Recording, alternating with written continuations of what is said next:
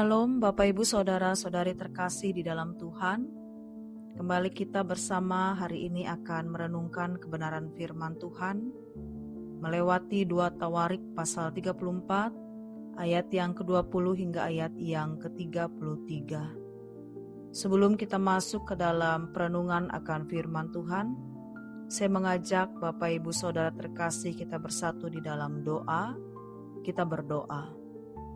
Tuhan yang penuh kasih, saat ini kami datang di hadapan-Mu dengan hati yang rindu mendengar suara-Mu.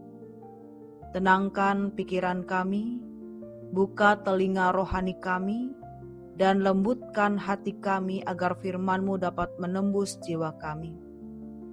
Biarlah setiap kata dalam renungan ini menjadi pelita bagi langkah kami dan kekuatan untuk menjalani hari-hari kami. Kami siap mendengarkan Engkau ya Tuhan, di dalam nama Yesus kami berdoa, amin. 2 Tawarik pasal 34 ayat yang ke-20 hingga ayat yang ke-34, di mana judul dari firman Tuhan pada saat ini, pertobatan sejati di tengah dunia yang sibuk.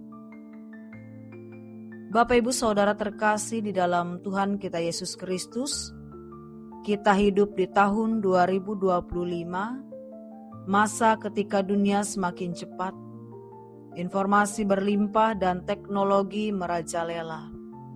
Dalam satu hari saja kita bisa terpapar ratusan notifikasi dari pekerjaan, media sosial, hiburan, dan urusan pribadi.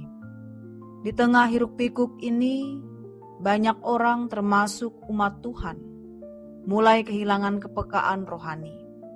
Kita jadi terlalu sibuk untuk merenungkan firman Tuhan, terlalu lelah untuk berdoa, dan terlalu terbiasa dengan dosa-dosa kecil yang dianggap wajar oleh dunia. Namun firman Tuhan hari ini akan membawa kita lebih pada sebuah kisah yang mengguncang. Kisah tentang Raja Yosia. Ia memerintah di masa ketika bangsa Yehuda sudah jauh dari Tuhan. Mereka hidup dalam penyembahan berhala dan melupakan hukum Tuhan. Tapi saat kitab Taurat ditemukan dan dibacakan, Yosia langsung merendahkan diri dan bertobat. Di tengah kenyamanan dan kemajuan hari ini, Tuhan masih mencari hati yang luluh seperti Yosia. Hati yang masih bisa menangis saat membaca firman, yang masih tersentuh saat menyadari betapa dalamnya kasih Tuhan, dan yang siap diubahkan. Mari Bapak Ibu Saudara, kita akan pelajari akan firman ini di dalam kehidupan kita mulai dari sekarang. Yang pertama, firman Tuhan masih hidup dan menegur di tahun 2025 ini. Yosia berubah bukan karena tekanan politik atau sosial, tetapi karena ia mendengar firman Tuhan. Demikian pula kita hari ini. Di tengah banjir konten digital, Tuhan masih berbicara melewati Alkitab. Bukan lewat trending topik, tapi lewat kebenaran yang tidak berubah. Pertanyaannya untuk kita, apakah kita masih menyediakan waktu untuk firman Tuhan? Atau apakah kita lebih mengenal algoritma media sosial daripada suara Roh Kudus? Yang kedua, dunia modern membutuhkan pertobatan yang nyata, bukan emosional sesaat. Yosia tidak hanya merasa bersalah, ia bertindak. Ia menghancurkan berhala dan memperbaharui perjanjian bangsa itu dengan Tuhan. Dan di tahun 2025 ini, kita hidup dalam budaya emosi cepat. Mudah terharu, tapi juga mudah lupa.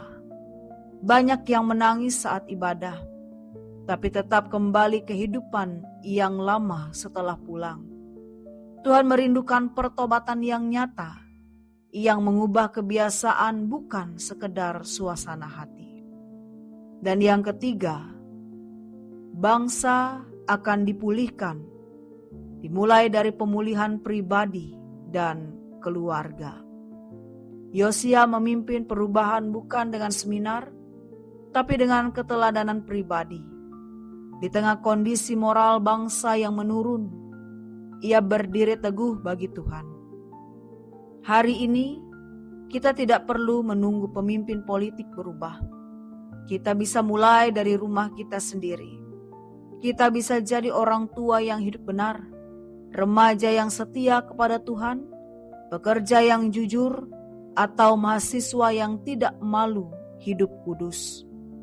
Nah, Bapak Ibu Saudara terkasih, hal apa yang perlu kita renungkan kembali melewati kebenaran firman ini? Tahun 2025 mungkin dipenuhi dengan tantangan dan kemerosotan moral. Tapi kabar baiknya, Tuhan masih mendengar hati yang remuk. Ia masih mau memulihkan, memakai dan menyertai siapapun yang sungguh-sungguh mencarinya. Pertanyaannya bagi kita, maukah kita menjadi seperti Yosia? Bukan sekedar mendengar firman, tetapi bertindak, berbalik dari jalan yang salah, dan menghidupi iman di zaman ini. Biarlah kita boleh merenungkan akan kebenaran firman ini, dan senantiasa dapat memberlakukan akan firman ini dalam kehidupan kita setiap hari. Mari Bapak Ibu Saudara, saya mengajak kita untuk bersatu kembali di dalam doa. Tuhan yang Maha Kudus, terima kasih atas firman-Mu hari ini yang menegur kami melewati teladan Raja Yosia. Di tengah dunia yang modern ini, kami menyadari betapa mudahnya kami teralihkan. Kami seringkali lebih peka terhadap notifikasi ponsel daripada suara Roh-Mu. Ampuni kami, ya Tuhan. Luluhkan hati kami, ajari kami untuk kembali mencintai firman-Mu, merenungkannya setiap hari, dan hidup sesuai dengan kebenaran-Mu.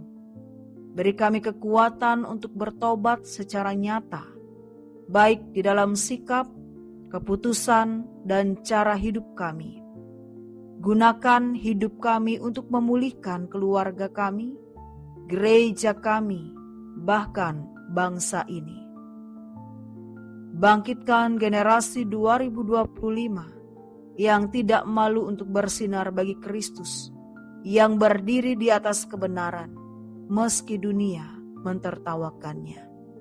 Di dalam nama Tuhan Yesus Kristus kami berdoa dan menyerahkan hidup kami sepenuhnya. Amin. Tuhan Yesus memberkati.